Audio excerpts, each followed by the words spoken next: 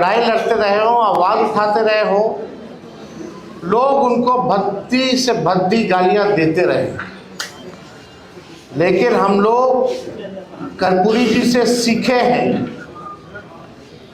कर्पूरी जी को कितनी भी भद्दी से भद्दी गालियां क्यों ना दी गई हो, लालू जी को भद्दी से भद्दी गालियां क्यों ना दी गई हो, लेकिन वो लोग दोनों नेता ऐसे रहे कि झुके नहीं, हमेशा अंतिम सांस तक कर्पूरी जी ने लड़ाई लड़ी। लालू जी अभी इस व्यवस्था में भी, बीमार होने की व्यवस्था में भी, उस लड़ाई को जिंदा रखते हुए वो लड़ाई लड़ रहे हैं। और आप सब लोगों से हम इतना ही कहेंगे, जब कर्पूरी जी नहीं झुके, लालू जी नहीं झुके, तो तेजस्वी भी झुके नहीं, इसका काम है। हम लोग लड़ेंगे और लड़ने वाला लोग ही जीतता है। कोई लेवल प्लेइंग फील्ड चुनाव में था क्या?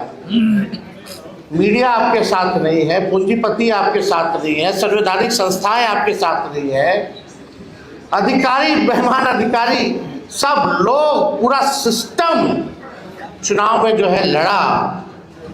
लेकिन हमें फक्र है कि भाई इतना सिस्टम लड़ने के बावजूद भी 1,90,00,000 वोट जो है हम लोगों को मिला है।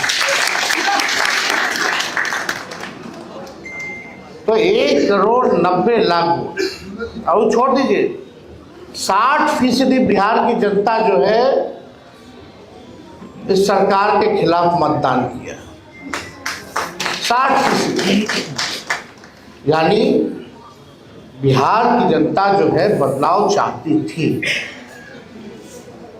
अब ज़्यादा हम टेक्निकल नहीं होंगे, ज़्यादा चीज़ें बाहर बोलने की ज़रूरत नहीं होती है, नहीं तो सब उसका चीर फाड़ करने लगते हैं। विद्वान लोग आ गए हैं, पत्रकार अपने अपने हिसाब से लोग देखते हैं, सच्चाई को नहीं देखते।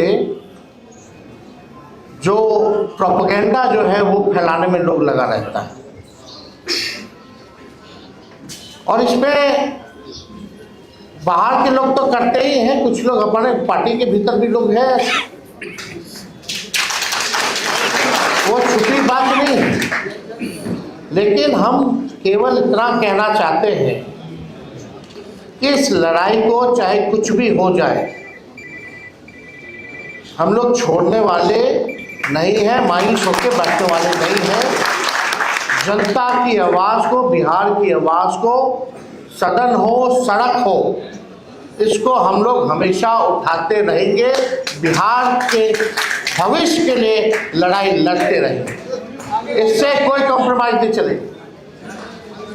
हमने बोला कि भाई ये सत्ता में चाहे जैसे तैसे आए हो,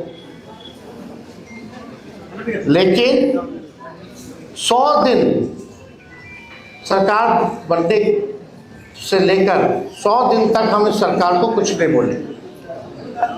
अब हम लोग चाहेंगे कि बाकी का 1,90,000 रुपया भी माताएं बहनों को जल्द से जल्द दे दिया जाए। 1 करोड़ जो नौकरी की जो बात की गई थी, वो 1 करोड़ नौकरी भी लोगों को दी जाए। हर जिला में कारखाने और फैक्ट्री लगाने की बात की गई, उसको भी जल्द से जल्द जो है लगवा दिया जाए। जो उन लोगों ने घोषणा पत्र केवल 38 सेकंड में खत्म कर दिया था, कम से कम उम्मीद है कि उस घोषणा पत्र को आप जमीनी स्तर पर लागू करेंगे। हम लोगों ने मुद्दे की बात की, पढ़ाई, दवाई, कमाई, सिंचाई, सुनवाई, कार्रवाई की बात की,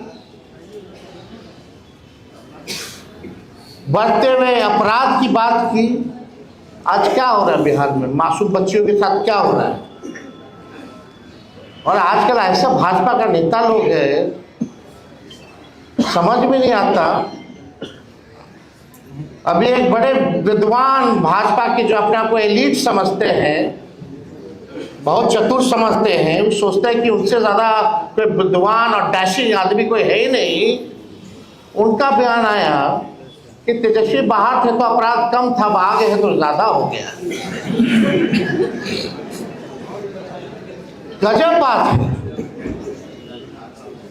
बच्चियों के साथ गैंगरेप हो रहा है, बलात्कार हो रहा है, हत्या हो रहा है, और इस सवाल को मजाक तो उड़ा दिया जा रहा है। क्या लगता है इन लोगों के पास कोई रिस्पॉन्सिबिलिटी या कोई जिम्मेदारी बनती है? निफिक्र है। इनको ये भी पता है कि तेजस्वी अपराधी है, तो भाई जेल में बंद करो ना। अगर मेरे ना रहने में भी तुमको तकलीफ थी, रहने में भी तकलीफ है, चुप्पी साधे हुए तब भी तकलीफ है, बोलते हैं तब भी तकलीफ है। पूरा चुनाव हो गया, बिहार में जश्न नहीं मना, केवल भाजपा कार्यालय और जदयू कार्यालय में केवल मना, पूरे बिहार में नहीं बना। चर्चा चुनाव के बाद तेजस्वी की हारने की हो रही है, ना कि इनकी जीतने की हो रही है।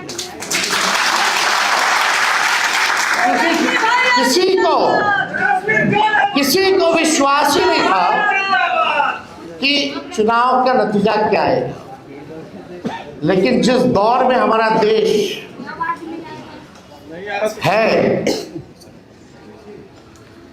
केवल बिहार की बात, यहाँ जो लोग डेरा डाले हुए थे, प्रधानमंत्री कूद कूद करके हर हफ्ते आते थे, गृह मंत्री तो मौर्य को अपना घर बना लिए थे, पूरा भारत सरकार मंत्रिमंडल लग रहा था कि देश में और कोई काम नहीं बचा, बस बिहार का चुनाव है।